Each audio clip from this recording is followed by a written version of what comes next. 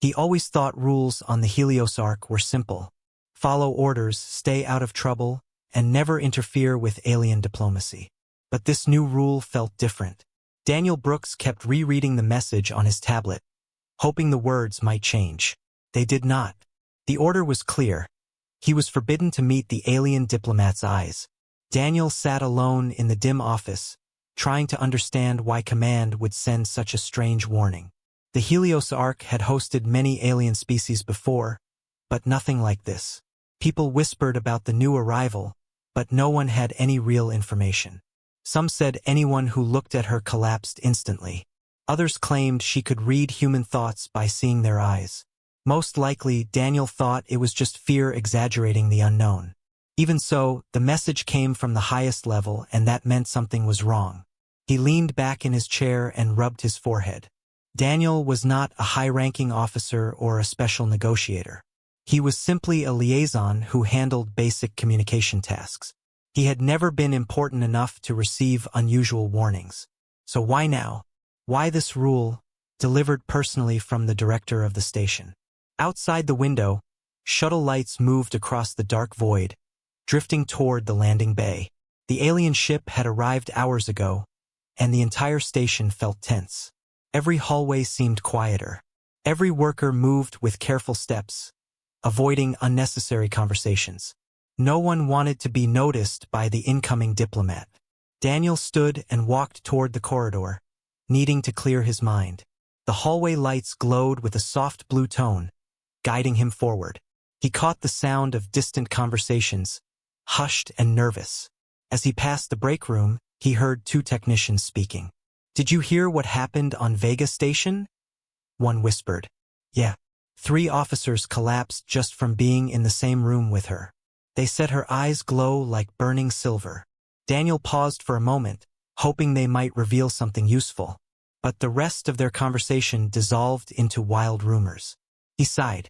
Rumors were common whenever an unknown alien species visited, and most of them were nonsense. Still, the fear in their voices was real. Whatever the truth was, people were scared. He continued walking until he reached the observation deck. The large viewing window opened onto the docking bay below, where small figures moved around a tall, sleek alien vessel. Daniel watched with curiosity. The ship's design was elegant, made of shimmering metallic panels that shifted color with the movement of light. It looked alive in some strange way, like the surface of calm water disturbed by a gentle breeze. He studied the workers preparing for the arrival of the diplomat. They moved slowly, keeping distance from the ship, avoiding looking directly at the narrow ramp that connected it to the station. The tension was almost heavy enough to feel in the air. Daniel wondered why an alien envoy would inspire such fear.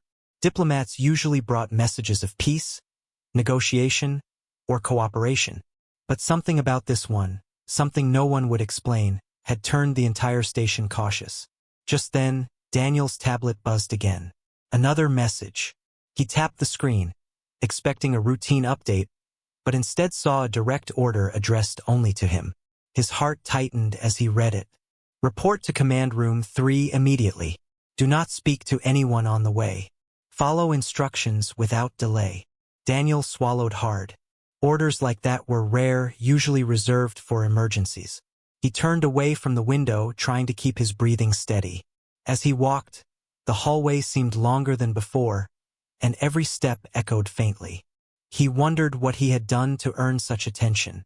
When he finally reached Command Room 3, the door slid open with a soft hiss. Inside, 3 senior officers stood around a table, their faces serious. Daniel felt a chill run down his spine. "Officer Brooks," one of them said. "Thank you for coming quickly." Daniel nodded, unsure what to say. He stood straight, waiting. "We will keep this simple," the officer continued. "The Lysari Dominion envoy has arrived. You have already received the general directive. You must not, under any circumstances, meet her eyes." Daniel nodded again, his throat dry. "We are assigning you a task," another officer said. "A temporary one. You will act as escort support for the diplomat during her initial inspection of the station." Daniel blinked, struggling to understand. "Me? Yes. the officer replied. "You were selected for your communication record and your calm behavior under pressure. You will not be alone. Your role will be simple. Follow instructions, avoid direct visual contact, and assist with guiding her through the designated areas." Daniel felt a wave of confusion wash over him. He wanted to refuse. He wanted to ask why he had been chosen when there were so many more experienced staff available. But he could see in their expressions that the decision was final. Before he could speak, one of the officers said, "We know the warnings sound unusual, but this is important for human relations with the Lysari Dominion.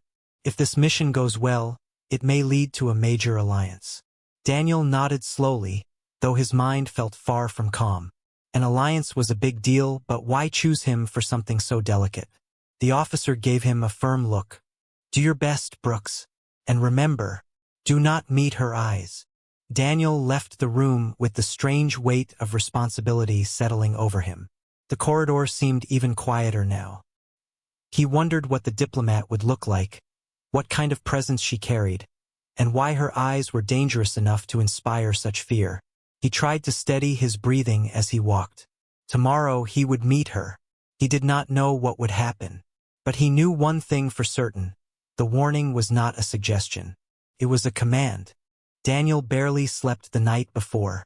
Every time he closed his eyes, he imagined silver light staring back at him, drawing him in, pulling him somewhere he could not escape. When morning came, the Helios arc felt colder, quieter, more serious than usual.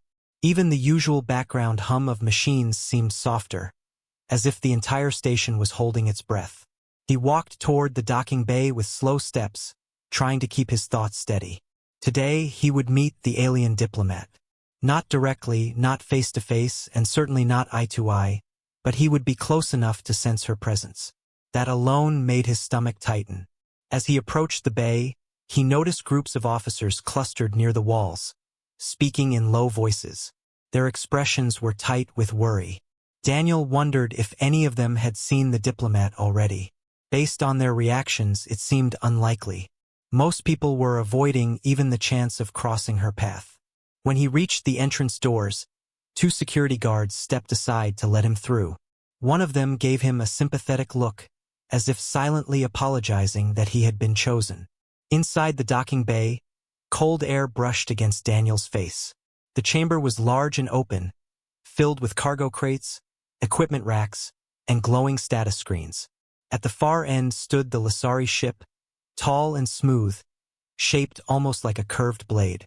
Its metallic surface shifted colors slowly, drifting between soft blue and pale silver, like reflections on water. A small group of human officers waited near the ship's boarding ramp. Daniel recognized Commander Harris, a strict but fair officer who rarely showed emotion. Today, however, even she looked tense. "Brooks," she said when she noticed him. "You're on time." "Good." Daniel nodded. "Is she here yet?" Commander Harris shook her head. "Not yet. Her attendants are preparing something inside the ship. We begin the escort as soon as she steps out." Daniel felt his throat tighten. "Has anyone here seen her eyes?" Harris gave him a sharp look. "No one will. Follow the rules and you'll be fine." Before Daniel could reply, the ship's ramp lit up with a soft glow. A quiet hum filled the air, and everyone straightened. Even the guards shifted, lifting their weapons into ready position, not aimed, but alert. Then the ramp extended fully, touching the floor with a gentle metallic sound. 2 Lysari attendants emerged first. They were tall and slender, with smooth skin that carried faint patterns that shimmered like distant stars. Their movements were slow, calm, almost graceful. They wore robes that glowed softly in shifting tones of gray and blue. Daniel lowered his gaze, keeping his eyes on their feet, just as the briefing instructed. The attendants stepped aside, and then she appeared, Seris Valora. Even without looking directly at her face, Daniel felt her presence like a quiet pressure in the air around him. She moved with absolute confidence, her steps soft and measured. Her robe flowed behind her like a trail of liquid silver. Daniel stared at the floor, afraid to lift his eyes more than a few inches. But in his peripheral vision, He caught glimpses of her shape. Tall, slender, almost luminous, as if light clung to her. Commander Harris stepped forward. Envoy Seris Valora, welcome to the Helios Ark. Seris responded with a soft, melodic voice that carried an odd echo. I thank you for your reception. Her voice alone sent a small shiver down Daniel's spine. It sounded calm. Too calm, almost unreal, as if it came from both near and far. The attendants moved ahead, guiding her down the ramp. Daniel stepped into position behind Commander Harris, as instructed. His heart pounded as the group formed a small escort line. Then Harris spoke quietly to him. Stay close. Do not fall behind. Do not look up. Daniel nodded, feeling sweat gather on his palms. The group began moving. Seris walked slowly, and the humans matched her pace. The room stayed silent except for the soft hum of machinery and the faint sound of her steps. Daniel kept his gaze on the floor and tried not to breathe too loudly. But something strange happened. As they walked toward the exit, Seris slowed her pace. Daniel felt the air shift, as if she had turned slightly toward him. His breath caught in his throat. She spoke again, this time addressing the entire escort team. There is no need for fear, she said softly. I am here in peace. Her words were gentle, but Daniel sensed the tension in the room did not fade. If anything, her presence made the air feel heavier. He concentrated on taking even breaths, staying in formation. The path from the docking bay to the main corridor felt longer than usual. Every step seemed to echo too loudly.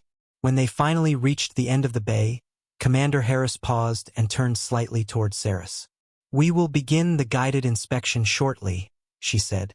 Your escort team will accompany you through the designated areas. Seris nodded. I understand.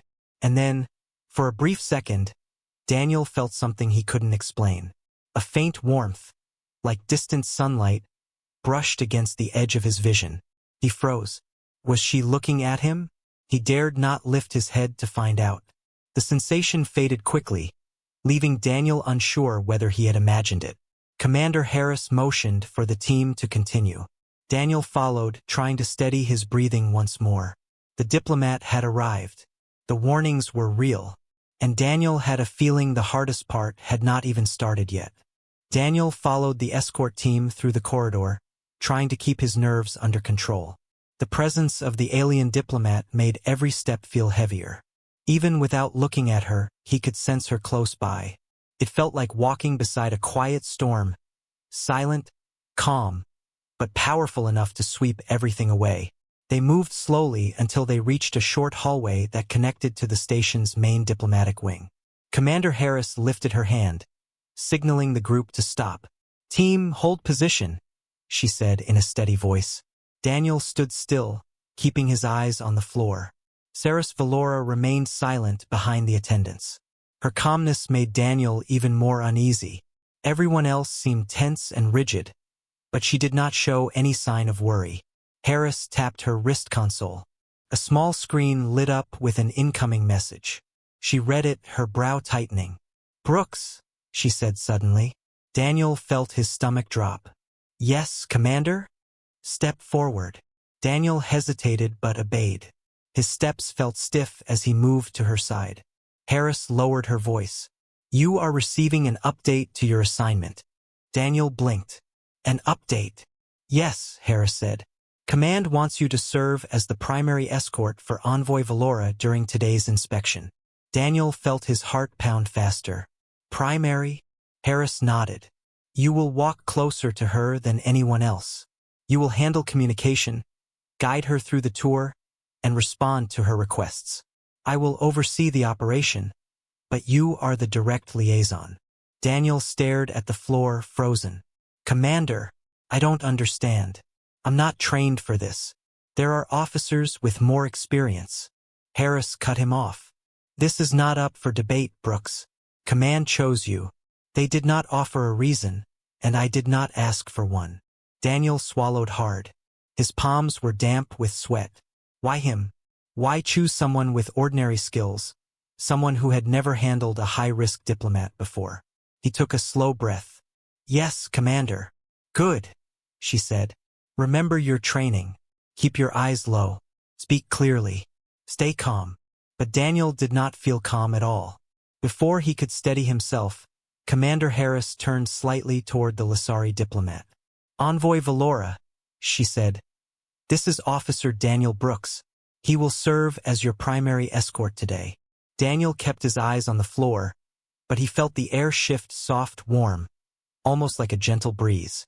It was her attention. Even without looking up, he knew she was facing him. Then she spoke. I accept his guidance. Her voice sounded different this time, softer, more direct. Daniel felt the words settle into him like a quiet vibration. The moment stretched longer than it should have. Daniel sensed her standing only a few steps away. Her presence felt like a soft glow brushing against his mind. He did not understand it, but it made him more aware of every heartbeat. Commander Harris cleared her throat. Brooks, prepare to lead the envoy to section A for the first stage of the inspection. Daniel nodded slowly. Yes, Commander. He turned slightly, careful to keep his eyes down. He had practiced escort procedures many times before, but never like this. Never while being warned that eye contact alone could be dangerous. The corridor felt quieter now. Even the air seemed still. Daniel lifted a hand toward the pathway ahead. This way, envoy, he said, his voice steady but quiet. Seris did not respond immediately. Instead, Daniel felt the faint warmth again, like being close to someone standing in sunlight. It was subtle but impossible to ignore. Finally, she began walking. Daniel walked beside her, a half step forward, careful to adjust his pace to match hers. The attendants followed behind. Commander Harris and the rest of the security unit stayed at a close distance. As they moved through the corridor, Daniel felt the strange sensation again, the sense that Seris was studying him. Not in a threatening way, but with quiet curiosity. He hoped he was imagining it. The hallway lights reflected softly off the smooth metal walls. Their footsteps echoed gently. Daniel kept his eyes fixed on the path ahead, rehearsing instructions in his mind. Left turn in 30 meters. Keep voice calm. Do not look at her. Do not raise your head. But despite his effort to focus, a question kept pushing into his mind. Why him? Command did not randomly assign someone to a high-risk alien diplomat. There had to be a reason. Just as the thought settled, Seris spoke again. Daniel Brooks, she said softly. Daniel nearly stumbled. It was the first time she had spoken his full name. Yes, envoy, he said quietly. You seem troubled. I'm only focused on the assignment, he replied. That is not what I sense. Daniel's breath caught. Sense? What did she mean by that? He kept walking, afraid to say more. For a long moment, Seris stayed silent. When she spoke again, her voice was thoughtful. You do not need to fear me, she said. I will not harm you. Daniel felt a chill run through him. Not because the words were frightening, but because they were strangely gentle. He nodded, unsure what else to do. Behind them, Commander Harris watched closely, her expression unreadable. Daniel walked on, knowing this assignment was becoming more complicated than anyone had warned him. And for the first time, he felt more curious than afraid. But curiosity could be dangerous. And he was walking beside the one alien on the station everyone feared to look at. Daniel led the escort team down the long corridor, walking slowly enough to match the steady pace of Seris Valora. The air around them felt thick with tension, as if every wall and ceiling panel was listening. Even without looking at her, Daniel felt her presence like a soft glow, always just behind his shoulder. They approached the transition hallway that connected Section A to the central lift. The lighting here was dimmer, quieter, and more isolated. Most station workers avoided this area today, giving the team a clear path. Commander Harris raised her hand. Hold here. Everyone stopped. Daniel stood still, his hands clasped behind his back, his eyes fixed on the patterned floor. The corridor buzzed faintly with the sound of electricity running through the walls. The tension around him felt heavier, settling like a weight on his shoulders. He knew what the next step was. He had studied the layout for hours last night. They were supposed to wait here while the lift prepared for the diplomat's private access route. But something felt strange. The air shifted, the smallest, softest change. But Daniel noticed it immediately. It was like someone had stepped closer without making a sound. He tried to stay calm, but his instincts pulled at him. Then he heard a voice. Daniel Brooks. Her voice, soft, melodic with that strange echo, came from much closer than before. Daniel's breath caught. She was near, very near. He kept his gaze on the floor, but he felt her presence beside him now, within arm's reach.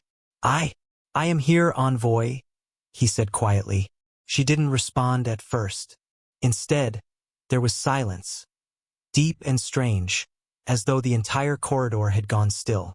Daniel felt the warmth again, a soft, gentle heat, like standing beside a sunbeam. It brushed his arm, then his shoulder. She was facing him. Daniel fought the urge to look up. Her voice came again, this time soft enough that only he could hear it. You are afraid. Daniel swallowed. I'm following orders, envoy. That is not what I meant. Her tone held no judgment. It sounded almost curious. Daniel felt his hands tense. He kept silent, unsure how to answer. Then footsteps echoed behind them. The attendants had moved slightly, but only enough to adjust their positions. Commander Harris did not speak, but Daniel sensed she was watching the moment closely. Seris spoke again. You carry questions, she said quietly. Many of them. Daniel nodded faintly, still staring downward. I do. And yet, she added, you do not speak them. It is not my place, envoy. There was another brief silence. Then something unexpected happened. He felt the faintest sensation, like a soft vibration in the air, gentle and slow. Felt like a pulse, but not one from a body. More like an energy ripple. Daniel tried to ignore it, but the feeling grew slightly stronger. He shifted his weight uneasily. Envoy, is everything all right? He asked softly. Yes, Seris said. But something about you is unusual. Daniel stiffened. Unusual how? I do not know yet, she replied. But I felt it the moment we entered the corridor. Daniel glanced down, noticing his fingers trembling slightly. Before he could say anything else, Commander Harris stepped forward. Envoy Valora, Harris said firmly. The lift is ready. Officer Brooks will lead the way. Seris slowly turned. Daniel felt the warmth shift away from him. The spell-like moment broke. Daniel took a small breath of relief. He moved ahead, his voice calm but his chest tight. This way, envoy. The team followed him toward the lift. The soft hum of machinery grew louder as they approached. Just as Daniel stepped inside the lift, he paused. He couldn't explain why. Something in him sensed movement behind him. Gentle, silent, almost like a breath. He turned his head slightly, just enough to sense the space around him. And then it happened. Seris stepped into the lift beside him. Her presence was now inches away, close enough that he felt her warmth clearly, close enough that he felt the faint shift of air when she breathed. Daniel froze completely, every muscle in his body tensed. He had never been this close to her, no barrier, no distance, no formation. He kept his eyes fixed on the ground. The doors of the lift closed with a soft hiss. The chamber was small, too small. He tried to stay calm. Seris spoke in a whisper. You do not need to fear me when we are alone. I can control my gaze. Daniel's heart pounded. Command told us. I know what they told you, she said gently. But the danger comes only when I choose to let the light show. I am not showing it now. Daniel stood silently, unsure whether to believe her. Then he felt it. Not warmth, not pressure, something else. A soft, almost invisible pull, as though something in the air was gently urging him to lift his head. He fought it. He kept his eyes down. But the pull grew stronger. The lift was rising slowly, humming quietly. Then her voice whispered, closer than ever. Daniel, look at me. Every warning, every order, every fear rushed into his mind. He squeezed his eyes shut. But her voice came again, calm and warm. I will not harm you. Daniel's breath shook. His eyes opened, still pointed downward. And for the first time since she arrived, Daniel felt the urge to disobey the warnings. He knew he shouldn't. He knew the danger. But in this small lift, with her standing so close and speaking so softly, the temptation was growing. The lift slowed. A chime sounded. The moment stretched. Daniel stood trembling, knowing he was seconds away from crossing a line no human had ever crossed. And then, the doors opened. The spell broke. Seris stepped out calmly, leaving Daniel frozen in place as the escort team hurried to resume formation. Daniel took a shaky breath. He had survived the moment, but he knew something now with certainty. She was not just dangerous. She was curious. And for reasons he didn't understand, her curiosity was focused on him. Part 5. Aaron felt the world shrink around him the moment the alien diplomat stood beside him. Every sound in the hall faded. Every breath felt too loud. His heart thudded in his ears as he tried to stay still, tried not to draw attention, tried not to look at her. But she was right there. Her presence was impossible to ignore. It was not just the strange beauty she carried, not even the way the light seemed to bend around her features. It was something deeper, something that pressed against the air like a silent storm. Aaron felt it closing in on him, urging him, tempting him. He kept his eyes down. He remembered the directive. No eye contact. The alien moved slightly, shifting her weight. Aaron could feel her facing him. He did not know how he knew, but he did. A soft pulse of warmth brushed across his skin, and he sucked in a breath. Then she spoke. You do not look at me. Her voice was soft, quiet enough that no one else would hear. It felt like the words traveled directly into his mind rather than through the air. Aaron nodded quickly. I was told not to. Does that bother you? She asked. He swallowed. A little, but I follow orders. For a moment, she said nothing. Aaron could feel her watching him. Not with hostility. Not with suspicion. More like someone studying a flame they were curious to touch.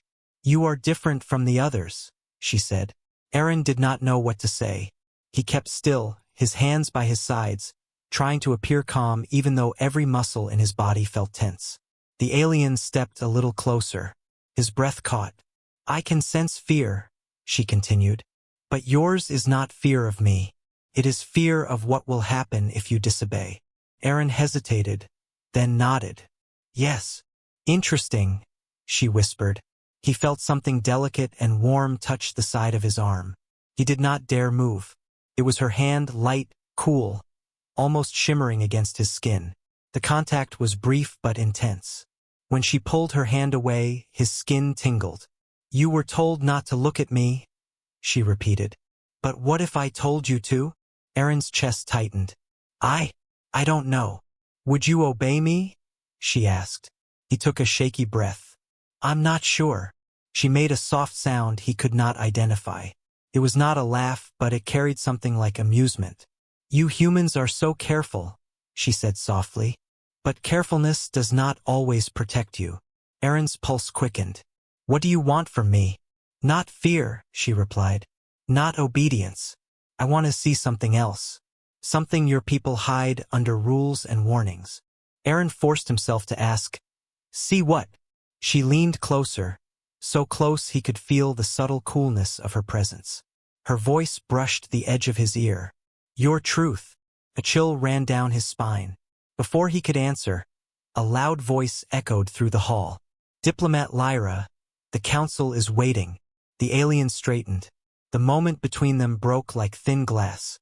Without another word, she stepped away from him.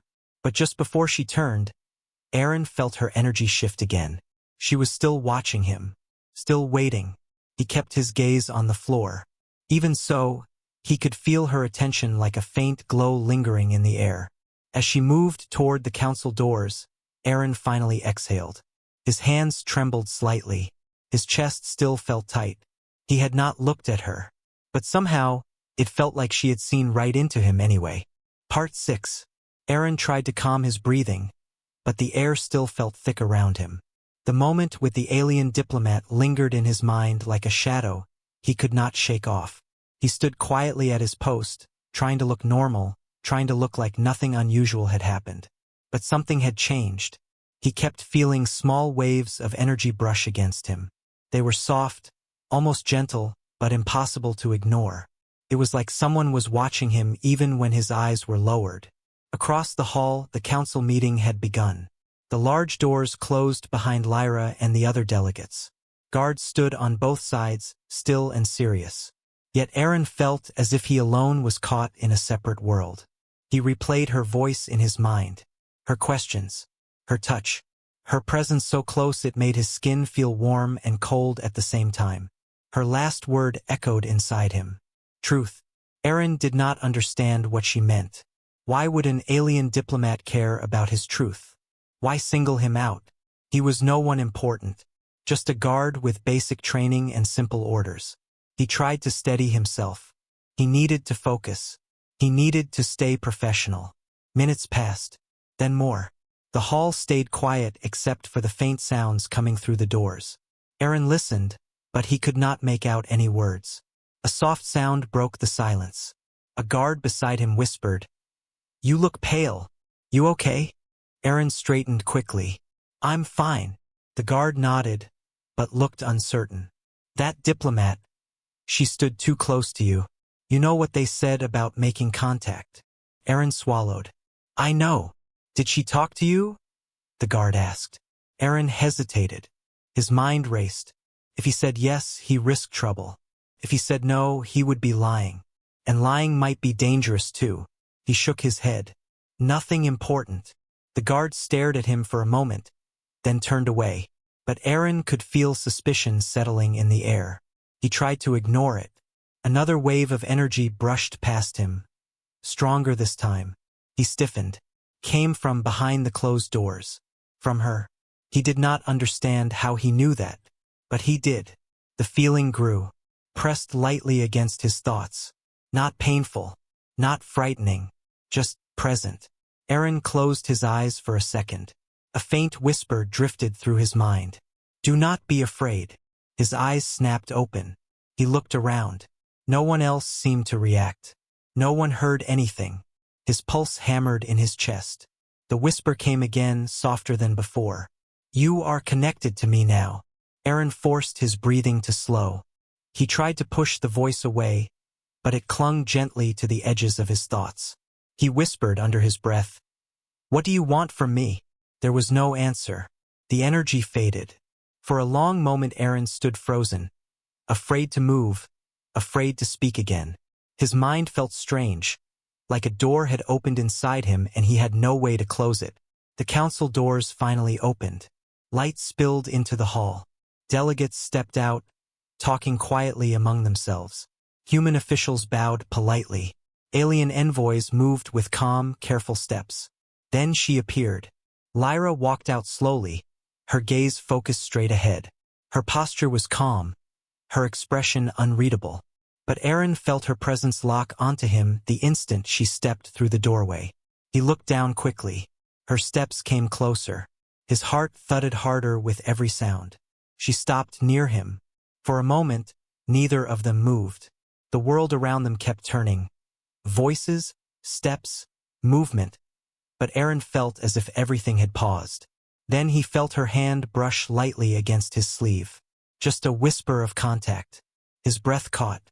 No words. No voice in his mind this time. Just a message carried through the lightest touch. Promise. A warning. A connection he could no longer pretend did not exist. Part 7. Aaron stood frozen long after Lyra walked away. The small touch on his sleeve replayed in his mind over and over. It was light, almost nothing, yet it felt like someone had pressed a mark onto his skin. A mark only he could feel. He tried to breathe normally, but every inhale felt shallow. Every exhale trembled. The other guards were busy shifting positions as the delegates left the hall. Voices rose and faded. No one paid attention to him now. No one noticed the shock running through him. But someone else did. Captain Harris approached with quick steps. His sharp eyes scanned Aaron's face. "What happened?" Harris asked quietly. Aaron straightened. "Nothing, sir." Do not lie to me, Harris said. His voice was low but firm. I saw her stop. I saw her look at you. Did she speak to you again? Aaron hesitated. No, sir. Not this time. This time, Harris repeated slowly. So she did earlier. Aaron felt cold sweat on his neck. He stared at the floor. Sir. She didn't say anything dangerous. Harris leaned closer. Anything an alien diplomat chooses to say to a single guard is dangerous. You know the protocol. Humans are not allowed private contact with her kind. Aaron swallowed hard. I followed orders. I didn't look at her. That is not enough, Harris said. You will report to the security office after your shift. Understood. Aaron nodded. Yes, sir. Harris walked away, but his warning stayed behind like a heavy weight sitting on Aaron's shoulders. The hall slowly emptied. The daylight faded through the high windows. The shift changed. Guards left. Others arrived. But Aaron stayed still, lost in his thoughts. He felt a soft vibration in his mind. A whisper. You are troubled. Aaron's breath stopped. He closed his eyes tightly, hoping the voice would fade. Didn't. Do not fear them, Lyra's voice murmured gently inside his thoughts. They do not understand what is happening. Aaron whispered under his breath. Stop. They will think I'm unstable. I am not speaking aloud, Lyra said. Only you hear me. Only you can. Aaron leaned back against the wall, trying not to look like he was panicking. Why are you doing this? There was a small pause. A feeling moved through him, soft, cool, like a breeze brushing against his thoughts. Because your mind opened to mine, she said. And I chose not to close it. Aaron shook his head. I don't want this. But you feel it, the voice whispered. You feel the link. He did. That scared him more than anything. Footsteps echoed through the hall. Aaron quickly straightened as a new group of officials entered. He kept his eyes down, pretending everything was normal. Lyra's voice softened. Humans fear what they do not understand. But you did not fear me. I did, Aaron whispered. I still do. Not the way others do, she replied. Your fear is about rules, not about me. And that is why our bond formed. Bond. The word hit him like a strike to the chest. Break it, Aaron said quietly. If you can create it, you can break it. I can, Lyra said. But I will not. Aaron felt a rush of panic. Why? The answer came slowly, like she was choosing her words with great care. Because what comes next will require you to see the truth. And only someone connected to me can survive what is coming. Aaron blinked, confused and alarmed. What's coming? Lyra's presence dimmed, as if she were stepping away. A storm, she whispered. One that your people do not see. One that mine can no longer stop. Aaron's pulse quickened. Tell me what that means. But her voice had already faded. The connection weakened, and Aaron was left standing alone, shaken, trembling, and terrified. Not just of her, but of whatever she warned him about. Something was coming. Something none of them were prepared for. Part 8. The night outside the diplomatic hall was quiet, but Aaron felt no peace as he walked toward the security office. The cool air touched his face, yet his mind burned with confusion. Every step felt heavier than the last. Lyra's warning echoed through him. A storm. Something the humans could not see. Something her people could no longer stop. Aaron tried to push the thought away, but it clung to him like a shadow that would not let go. He rubbed the side of his head as if he could erase her voice, but the memory stayed. The lights inside the security building flickered softly when he entered. Officers moved around, busy with paperwork and reports. No one looked at him at first. Then Captain Harris stepped out of an office and motioned sharply. Aaron. Inside. Aaron followed him in. The door closed. Harris didn't sit. He stood in front of Aaron with a firm, unreadable expression. You are being transferred, Harris said. Aaron blinked. Transferred? Why? There are concerns, Harris said. You were too close to the diplomat. She approached you more than once. We cannot risk something happening without supervision. Aaron's stomach dropped. Sir, I didn't do anything wrong. That doesn't matter, Harris said. Her kind is dangerous in ways we do not understand. You were given a direct order not to make contact, and yet she approached me, Aaron said. I followed the rules. Harris's jaw tightened. You should have reported every word she said. You should have signaled. You didn't. Aaron felt a surge of fear. Sir, Enough, Harris said. The council wants you screened. Psychological evaluation. Cognitive tests. We just need to be sure nothing happened to you. A cold realization slid into Aaron's chest. They didn't suspect him. They feared he had been changed. Harris stepped closer. Report to medical in the morning. Go home for tonight. Do not speak to anyone about this. Aaron nodded slowly. Yes, sir. He turned to leave. But as his hand touched the door, the air shifted. His mind tingled. Lyra's voice whispered inside him again. They fear what they cannot see. And now, they will try to separate us. Aaron closed his eyes. Why are you still in my head? Because the storm has already reached your world, she said softly. And you are the only human close enough to feel it. What storm? Aaron whispered. What is coming? She paused, and the silence stretched until Aaron felt his pulse quicken. Then her voice returned, cold and low.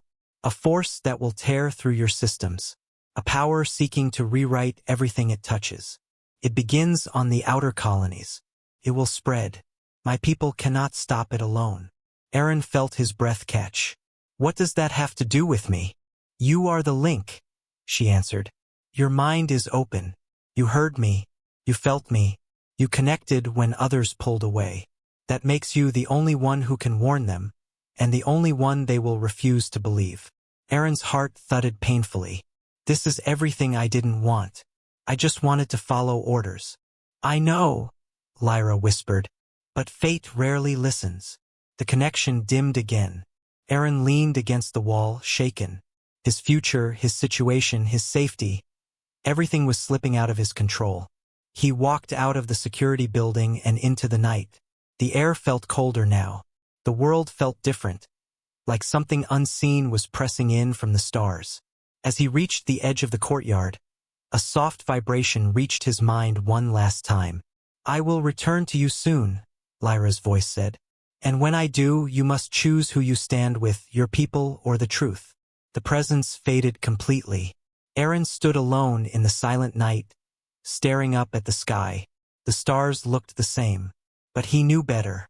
Something was coming, and he was no longer sure anyone could stop it.